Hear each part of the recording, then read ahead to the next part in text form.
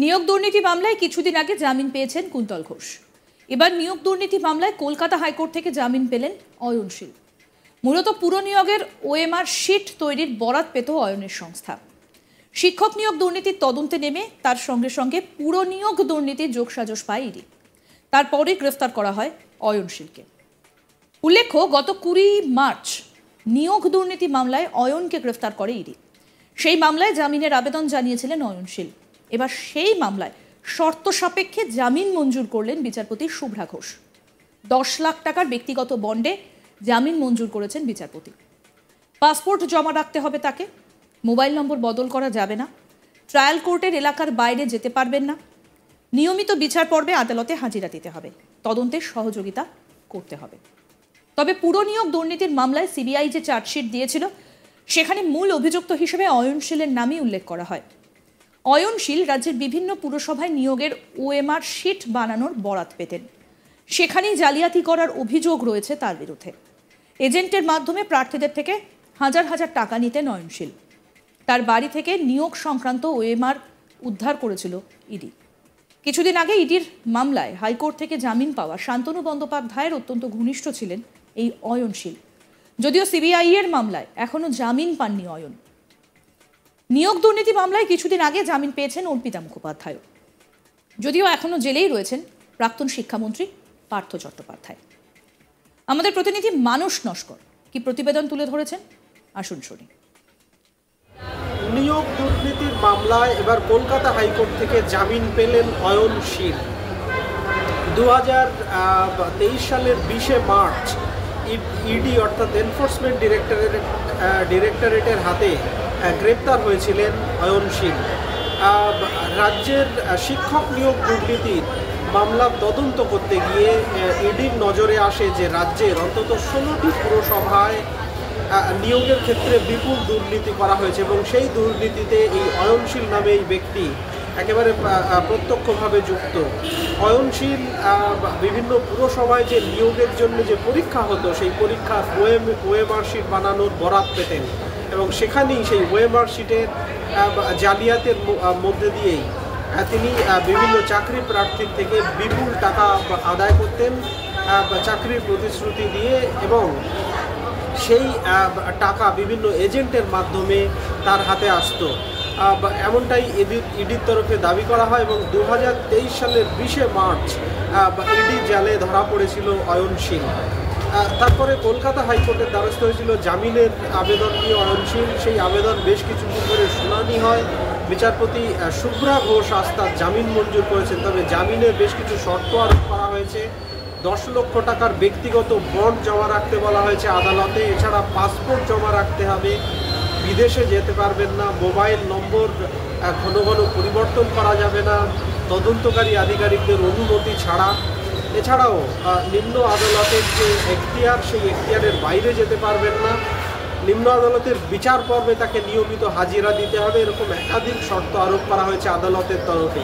তবে ইডির মামলায় জামিন পেলেও এখনই তার জেল মুক্তি হচ্ছে না বলেই আদালত সূত্রে জানা যাচ্ছে। তার কারণ পুর নিয়োগ দুর্নীতির মামলায় সিবিআই যে চার্জশিট দিয়েছিল সেই চার্জশিটে অয়ন শীল অন্যতম অভিযুক্ত হিসেবে অভিযুক্ত ছিল সিবিআই এর চার্জশিটে।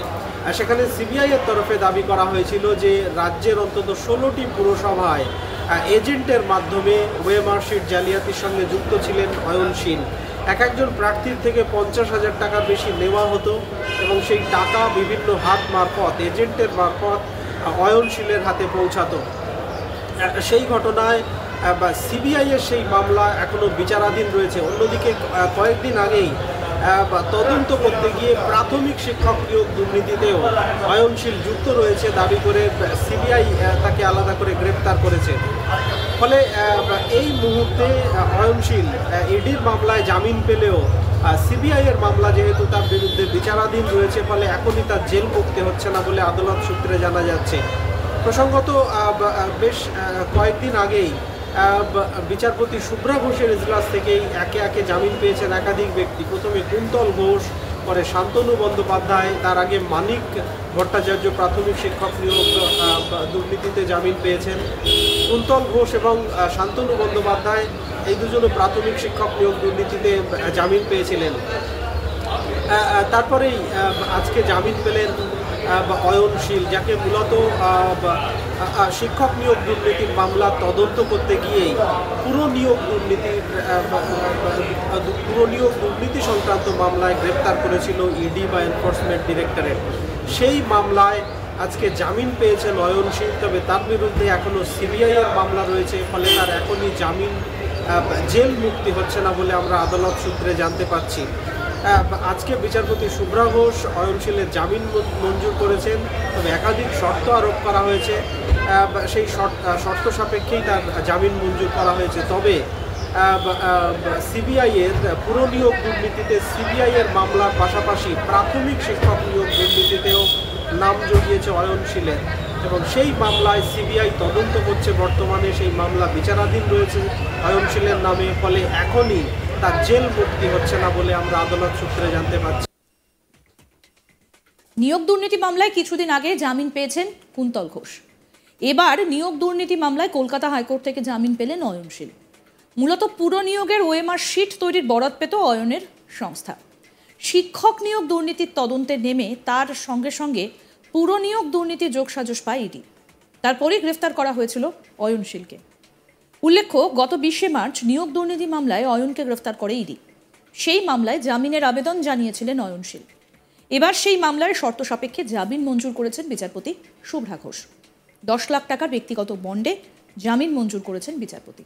পাসপোর্ট জমা রাখতে হবে, মোবাইল নম্বর বদল করা যাবে না, ট্রায়াল কোর্টের এলাকার বাইরে যেতে পারবেন না, নিয়মিত বিচার পর্বে আদালতে হাজিরা দিতে হবে, তদন্তে সহযোগিতা করতে হবে।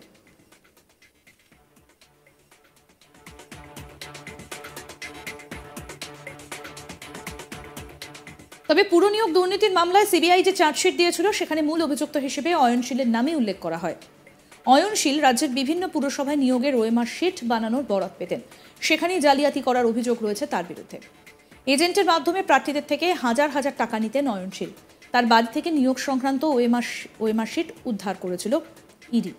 কিছুদিন আগে ইডির মামলায় হাইকোর্ট থেকে জামিন পাওয়া শান্তনু বন্দ্যোপাধ্যায়ের অত্যন্ত ঘনিষ্ঠ ছিলেন এই অয়নশীল। যদিও সিবিআই এর মামলায় এখনো জামিন পাননি অয়ন। উল্লেখ্য, নিয়োগ দুর্নীতি মামলায় কিছুদিন আগে জামিন পেয়েছেন অর্পিতা মুখোপাধ্যায়ও। তবে এখনও জেলেই রয়েছেন প্রাক্তন শিক্ষামন্ত্রী পার্থ চট্টোপাধ্যায়।